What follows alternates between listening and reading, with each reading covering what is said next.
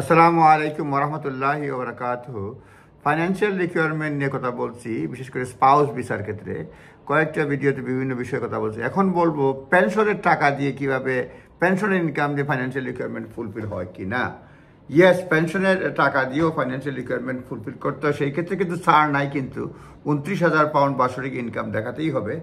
সেই ক্ষেত্রে হচ্ছে আপনার gross annual income from any state, UK basic state pension or additional second state pension, HM forces pension বা foreign pension, যে কোনো ধরনের পেনশন হতে পারে। গ্রস ইনকাম, occupational কিংবা private pension received by the applicant's partner or the applicant can be counted towards the financial requirements. এই যে বললাম যে স্টেট পেনশন প্লাস অন্যান্য বিভিন্ন ধরনের পেনশন যদি থাকে, অনেক মুরব্বী থাকেন প্রথম স্ত্রী মারা যান বা শেষ বয়সে এটা দরকার হয়ে পড়ে বিয়ে করা, সেই জন্য তারা পেনশন পান। বিভিন্ন ধরনের পেনশন মিলে যদি 29,000 পাউন্ড যদি হয়, সেই ক্ষেত্রে সেটা রিকোয়ারমেন্ট ফুলফিল করা সম্ভব।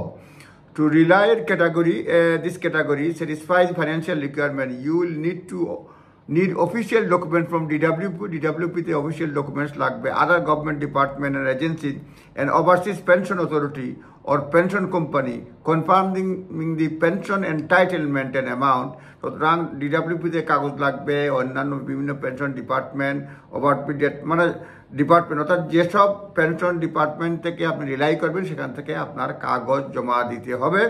and you will need to at least one personal bank statement, at least একটা পার্সোনাল ব্যাংক স্টেটমেন্ট দিতে হবে, যেখানে in 12 months period prior to the date of application showing payment of the pension in the person account, যে পেনশনের টাকা পার্সনের অ্যাকাউন্টে আসছে এটা দেখাতে হবে। সুতরাং এটা কেয়ারফুলি থাকতে হবে এবং দেখতে হবে কী কী ডকুমেন্ট। এটা লিগেল অ্যাডভাইসের জন্য আপনি অবশ্যই নিজস্ব লয়ারের পরামর্শ দেবেন। আমার এই ভিডিওটা শুধুমাত্র আপনার একটা গাইডেন্স হিসেবে কাজ করতে পারে।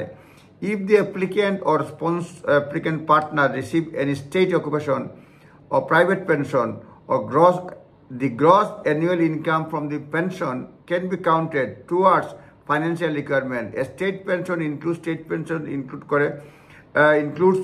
UK basic state pension, additional or second state pension or HM forces pension or foreign, এবং এটার জন্য যেটা হবে আপনাকে দেখাতে হবে to rely on pension income, যে must have been source of income at least 28 days prior to submitting visa application. 6 মাস লাগবে না, যদি দেখা যায় যে পেনশনটা রিলাই করছেন এটা 28 days prior to the application যদি ইনকামটা সোর্স হয় প্রমাণ করতে পারেন তাইলেই হবে।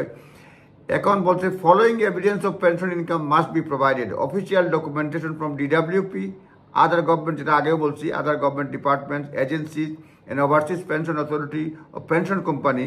The document should confirm the pension entitlement. A document confirm pension entitlement as the name in the pension or amount of pension received, এবং at least one bank statement যেটা 12 months prior to the date of submission of application এ লাগবে। আরও অনেক criteria রয়েছে, এগুলি দেখে নেবেন।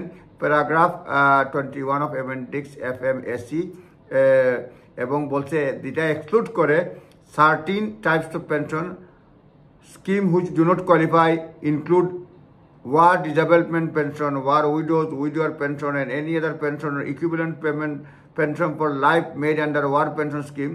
এগুলি বলছে প্যারাগ্রাফ 21 অ্যাপেন্ডিক্স কিছু কিছু পেনশন এক্সক্লুডও করে। সুতরাং নিজ দায়িত্বে দেখে নেবেন, লিগেল অ্যাডভাইস নেবেন নিজস্ব অ্যাপ্লিকেশনের পূর্বে। ভালো থাকবেন, আসসালামু আলাইকুম।